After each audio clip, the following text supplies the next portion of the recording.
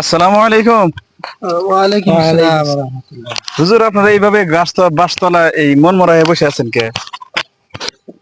সারাদিন মহরমে রোজা রাখছি, তো আজকে দিনটা প্রচুর গরম গেছে। এই জন্য বিকালে বাগানে ঘুরবার আইছি, যাতে অল্প শরীরটা সুস্থ হয়। মুহররমের রোজা রাখছেন? হ্যাঁ, মহরমের রোজা রাখছি। মুহররমের রোজার ফজিলত কোন তো কি ফজিলত? মহরমের রোজার ফজিলত হইলো যে হুজুর পাক সাল্লাল্লাহু আলাইহি সাল্লাম বলছে যে রমজান শরীফের রোজার পরে মহরমের রোজার ফজিলত রাখছেন।